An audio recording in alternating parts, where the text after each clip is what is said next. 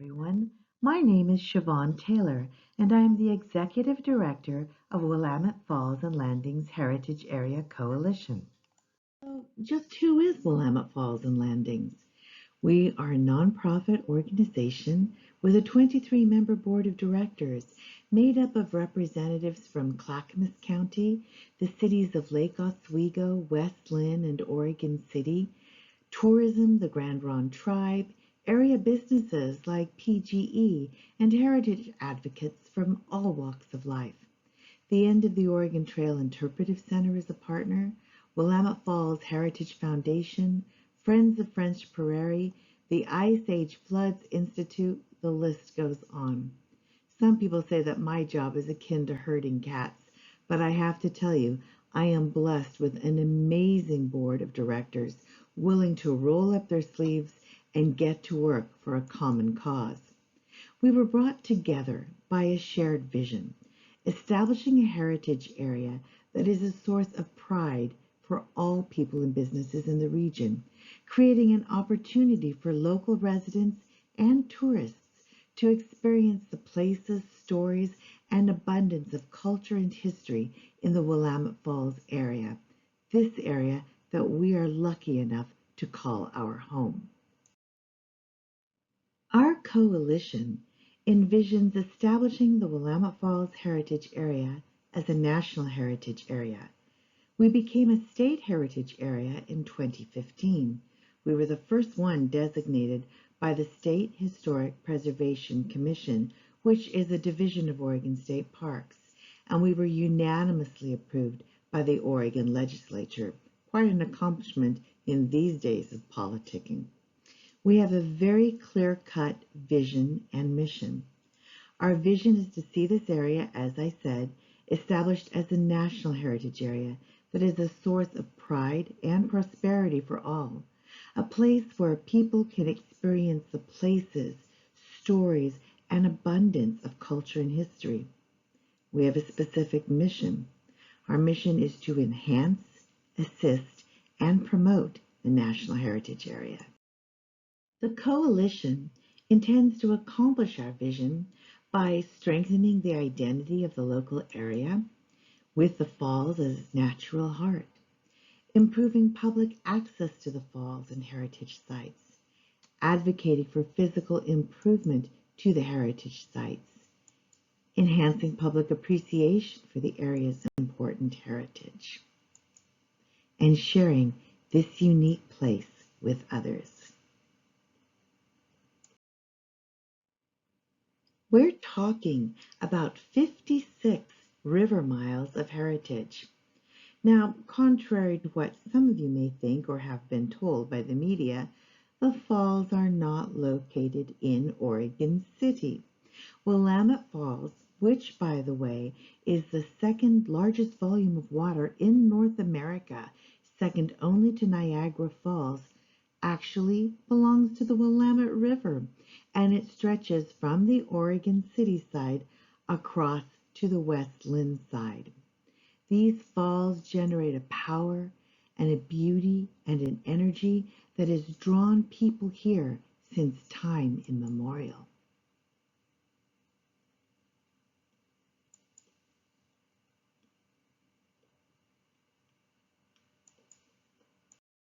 If you were to sketch the river route of 56 river miles of heritage on a map, here's exactly what it looks like. We stretch from Philip Foster Farm near Estacada, remember, the end of the Oregon Trail, the Barlow Trail at Mount Hood, near this very area, all the way to Mission Bottom, just this side of Salem. This region is the home of a vast array of cultures, all drawn here by the beauty and opportunities of the landscape. Native Americans settled in the area over 10,000 years ago and created a flourishing civilization that centered around the fishing opportunities the falls provided. Tribes gathered at the falls to reap the bounty of the land, to celebrate, to trade. Hayas Tai Tamwada was the greatest fishery of the valley. Tribes and bands socialized here, married here, fished here. The Clackamas and Clowawalla people and their villages thrived along its riverbanks. But sadly, by the 1850s, about 97% of the local native populations died because of white men's diseases. Native Americans still gather at Willamette Falls. They gather to practice their usual traditions and customs. For example, gathering lamprey at the falls, otherwise known as eels. It is the largest Pacific lamprey fishing ground in North America. In addition, tribal events and activities include people like on the left, Greg Archuleta, a member of the Grand Ronde tribe who is an accomplished basket weaver, carver, and language specialist and teacher of lifeways. The language of the tribe, for example, is the official trading language, Chinook-Wawa, that many of the native groups and the trappers in the region spoke. It has been preserved as the official language of the tribe to this day. On the right is a Yakima youth. The Yakima Nation comes regularly as well to gather lamprey at the falls. So what did lamprey taste like? Well, remember, it was a sustenance food. They gathered it and preserved it by drying to get them through the long, cold winters. The fish had great value because of its high oil content. Have I tasted it? Yes, I have. And the thing I can liken it most to is a very, very, very oily mackerel. It's an acquired taste. As a matter of fact, I have noticed that while the elders wax eloquently about it, it has become a ceremonial food. And when it is used at ceremonies, I have observed elders and youth putting copious amounts of barbecue sauce on it. Western explorers first arrived here in the 18th century. They were actually looking for a northwest passage and instead discovered the bounty of the region. Reports went east of a veritable Garden of Eden in the Willamette Valley and enticed thousands of Americans to travel west on the Oregon Trail to pursue their dreams. Oregon City became a place of firsts. It was the first provisional and territorial capital. It was the first incorporated city west of the Missouri River, and it became the anchor for the American presence in the Pacific Northwest. Now, interestingly enough, when we brought out the representative from the National Park Service to convince her that we really deserved to have a national heritage area out here in the West, we had our work cut out for us. Why? Because this individual was convinced and tried to convince us that the end of the Oregon Trail was actually over at Fort Vancouver. Go figure.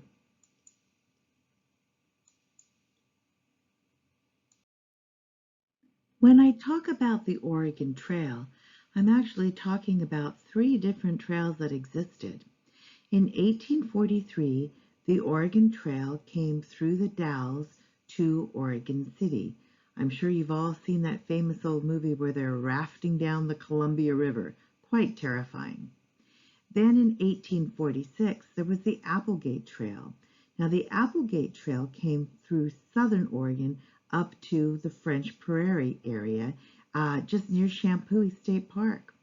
And then in 1846, you also had the Barlow Road opening, and that moved the Oregon Trail route to the southern side of Mount Hood. And I think that's probably a trail route that most of us were most familiar with back in our early childhood school book learning days.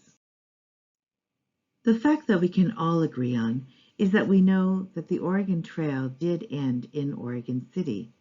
The site on this slide is the actual historic end of the Oregon Trail. It's over at the Oregon Trail Interpretive Center in Oregon City. And Oregon City is where all of the settlers had to come to get their quitclaim land deeds from none other than Dr. John McLaughlin back in the day. Because of this activity, we saw the first American-style government on the Pacific Coast. The provisional government was established in 1843 with the first constitution ratified at that time. The territorial government was then established in 1849, and statehood was granted in 1859. You all remember the test question about just when is Oregon's birthday? Valentine's Day.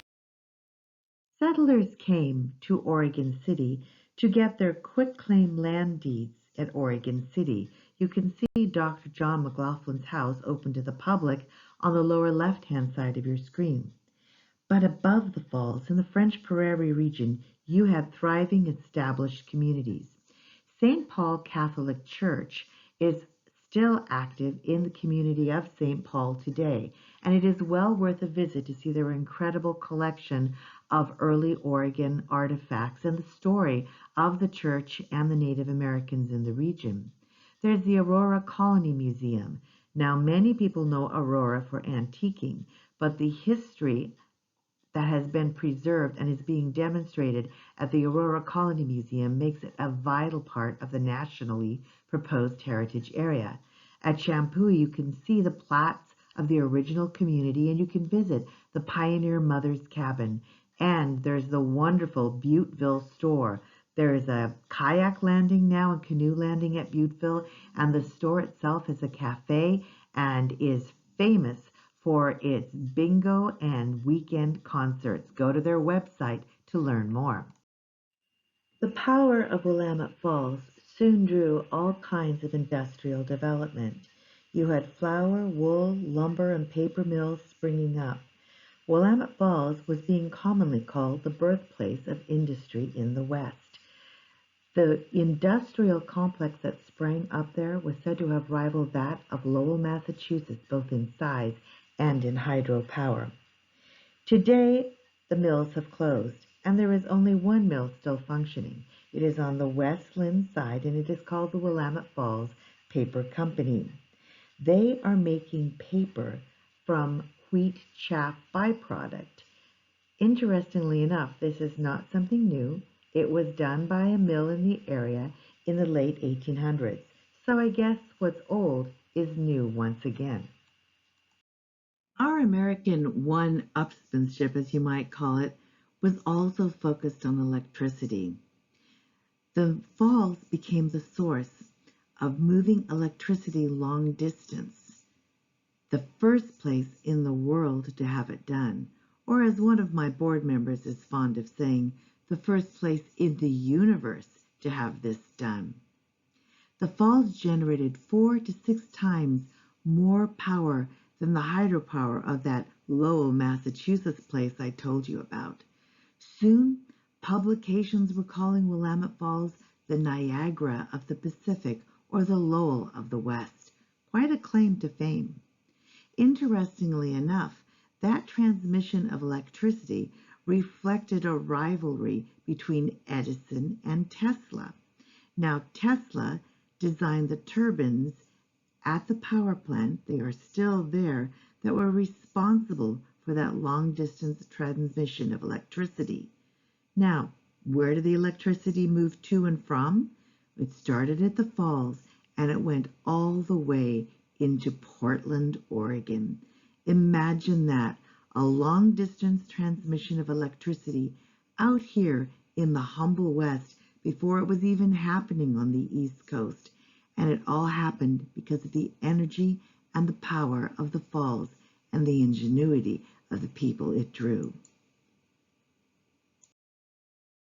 Up until the locks were built, Butteville, near the town of St. Paul, was the main shipping port upriver. But with the opening of the locks came a new era, and that era was the stern-wheeler era. It lasted until 1907. River transportation was thriving, and it was all thanks to the opening of the locks. Yet another reason why we need to unlock the locks today. Can you imagine how much truck traffic we would be able to move off the highways and back onto the river if barges were allowed to go through the locks once again? And it says nothing at all about what the opportunities would be for tourism if the locks were unlocked once again. Don't worry, folks, it's coming. But in spite of all of these achievements, there was still one major obstacle, and that obstacle was the falls themselves. The falls successfully divided the Willamette River into two rivers, the river above the falls and the river below the falls. Now the local tribal people were able to help portage small goods around, but as industry grew and the demands of industry grew, the population grew, well, transportation demanded something better. The answer were the Willamette Falls locks. The locks were built in 1872. They were opened in 1873. They were sold to the U.S. Army Corps of Engineers in 1915, who still have ownership of the locks. In 1974, the locks were placed on the National Historic Register. Up until recent times, the locks were the oldest operating set, of operating locks west of the Mississippi. It was quite an experience as a recreational boater to be able to take our boat through the locks, but sadly a few years ago, the Army Corps of Engineers deemed them unfit for use and have closed the locks. But don't worry, there is a move afoot with the Locks Commission and support from the state legislature to unlock the locks, and our coalition is actively engaged in advocating for it. Imagine what it would be like once again to be able to travel through the locks upriver to visit all of those heritage sites above the falls. I know we dream about it. Our version would be a history barge or a history and beer barge, perhaps a history and wine barge, or maybe you just like to be able to rent a barge and take a gentle vacation on the Willamette River, passing through the locks and touring the farms, the vineyards, and the heritage site of our heritage area. Quite a dream, but one we are going to see come to realization. Prior to all of this industrial development, there had been a thriving fur industry in the St. Paul area.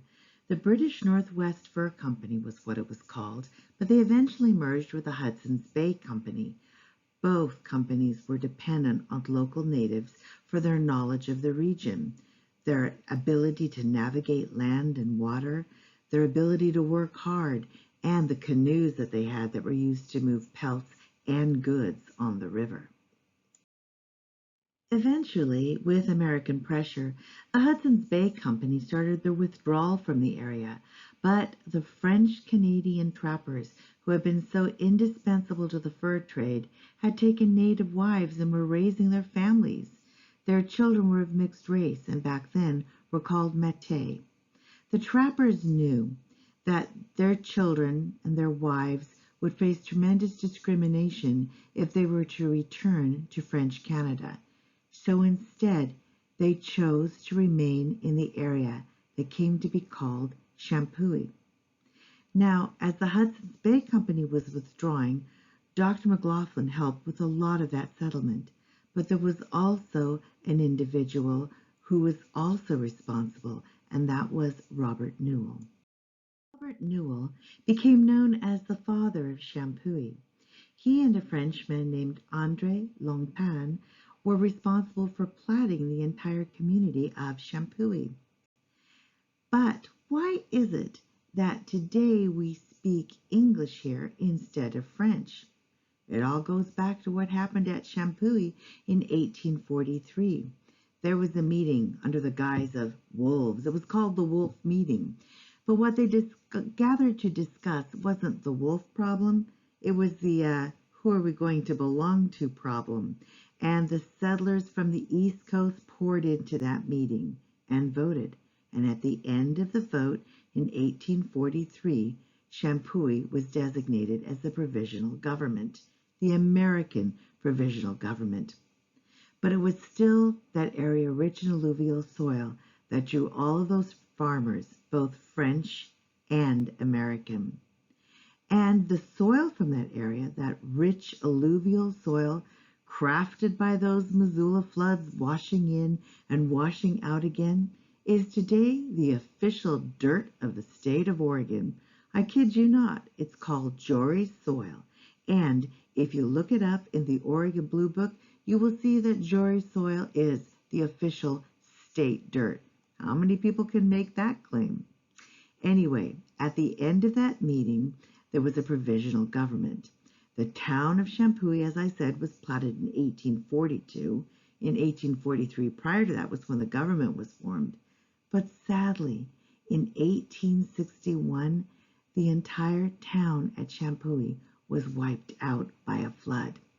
Now today you can go and visit Champoeg State Park and you can see exactly how all of that community was platted and laid out. It's a great place for a bike ride.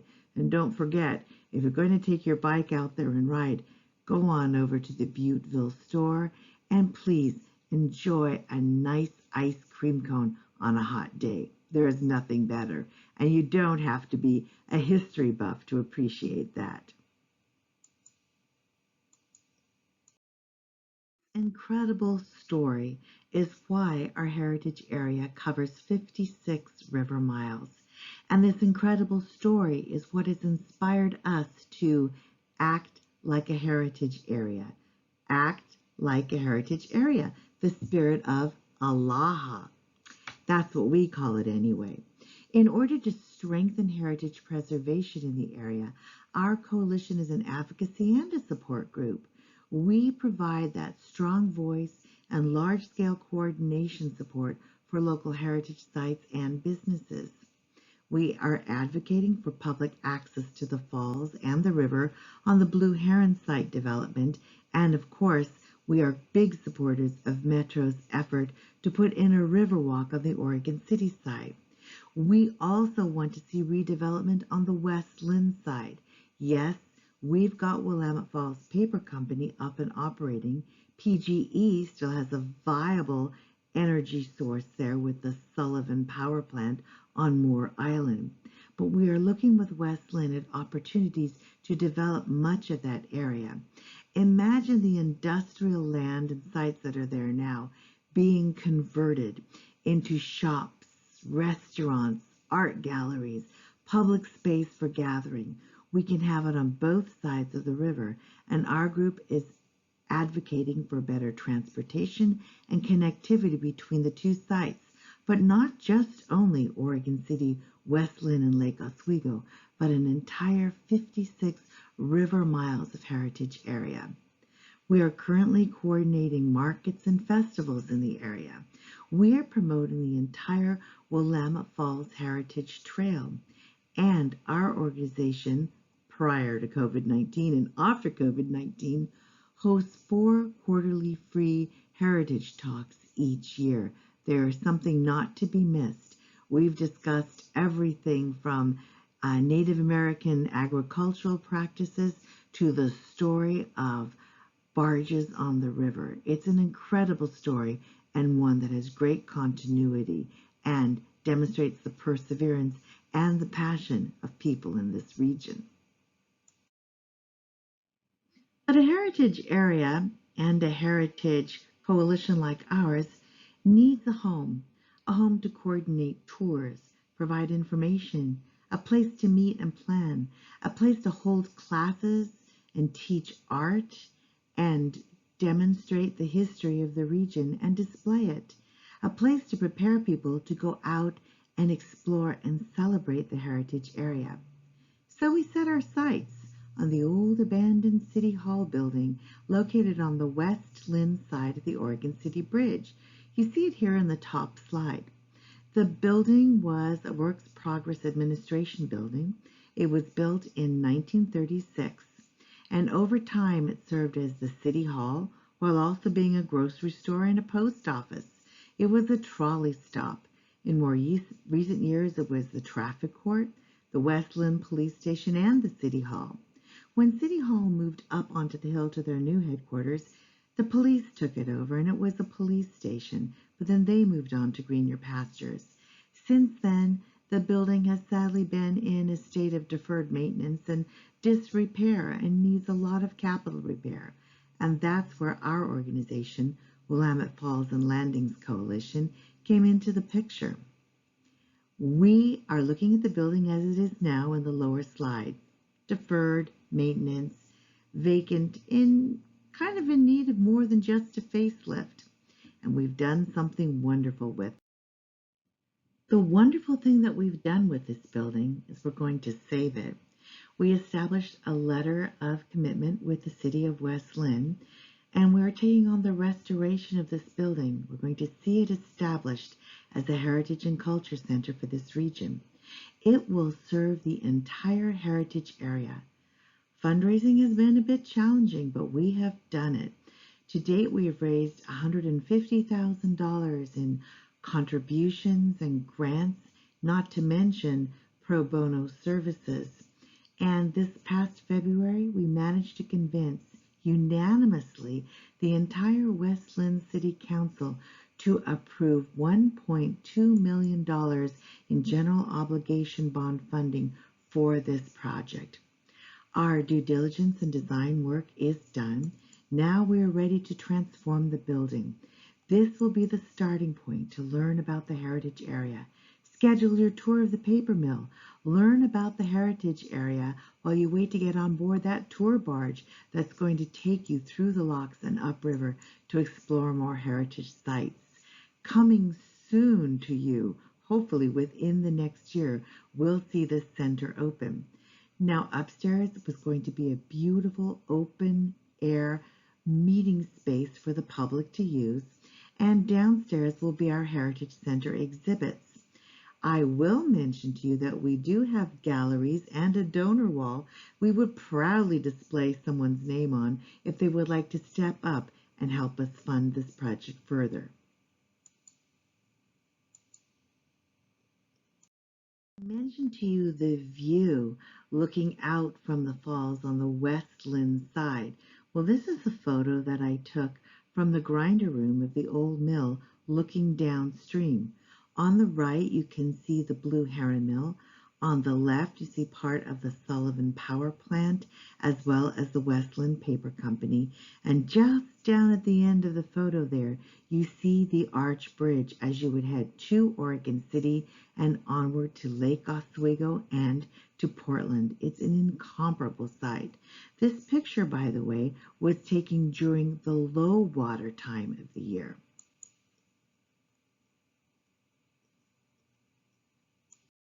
Boat tours, barge vacations, future economic development of both the West Lynn and the Oregon City sides of the falls. The Grand Ronde tribe already invested in the Blue Heron Mill on the Oregon City side, metro support for the Riverwalk on the Oregon City side, as well as with our help, making them all more accessible to the public. Cooperating with PGE in the city of West Lynn and the Willamette Paper Company on the West Lynn side to see development there. Our organization has been able to accomplish a number of things very, very critical to our heritage area. In 2015, we became a state heritage area. In 2018, the National Park Service approved our feasibility study, saying that we met all 10 of their very stringent criteria in order to be recommended to Congress as a national heritage area. In 2019, we completed our marketing assessment of the area. In 2020, this year, we submitted our state management plan, which the State Heritage Commission has resoundingly approved. We have set our sights on our Heritage Center building and hope to be in there within a year to 2 years.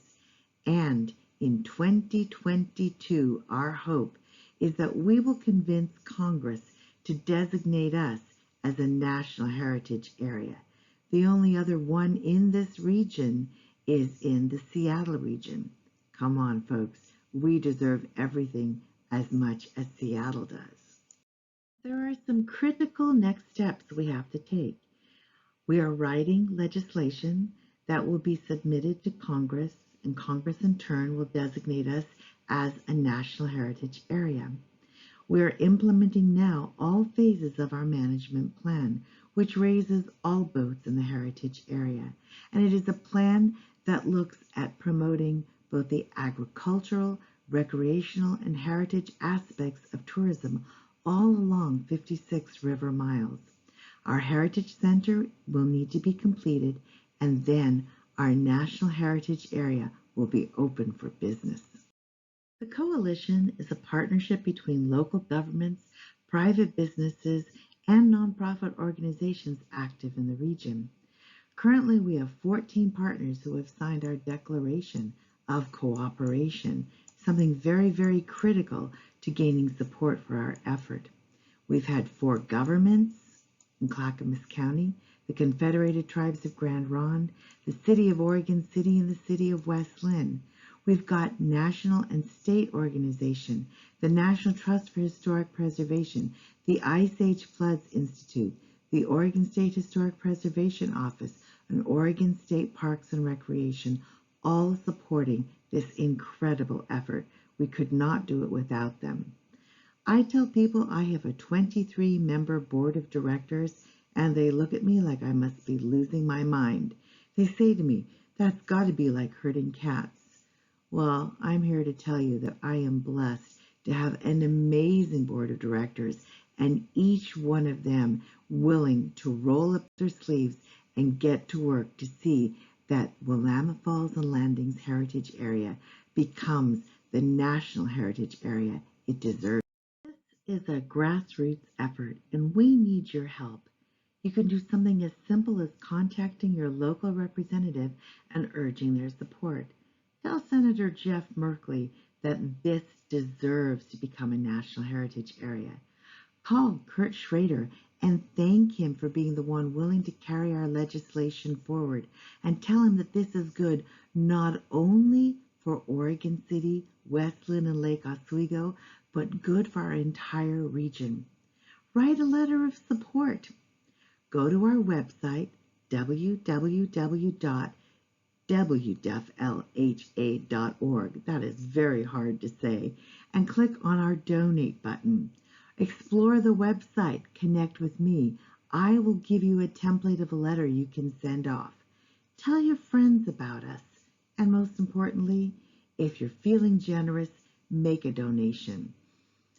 And all you have to do again to make that donation is simply go to our website and click on the donate button. Thank you so much for taking the time to listen to my presentation today. I hope it's helped to clarify just who Willamette Falls and Landings Heritage Area Coalition is and just what it is that we are hoping to accomplish.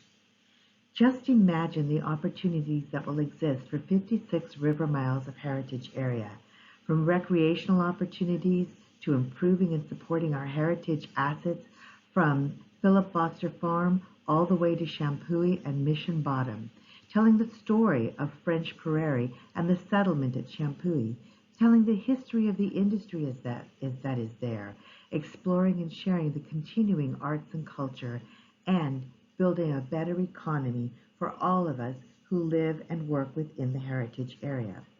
My Native American friends always speak to me about looking 7 generations forward. Well, with your support and your interest, Willamette Falls and Landings Heritage Area is also looking forward for 7 generations to seeing a national heritage area established that tells all of our stories and preserves them for future generations. Please don't hesitate to go to the website, reach out to me, send me an email. I will always respond. And if you'd like to share news about this presentation with others, do that too. We're happy to accommodate them. And when this COVID-19 episode is over, I hope to see you soon, live, healthy, and in person.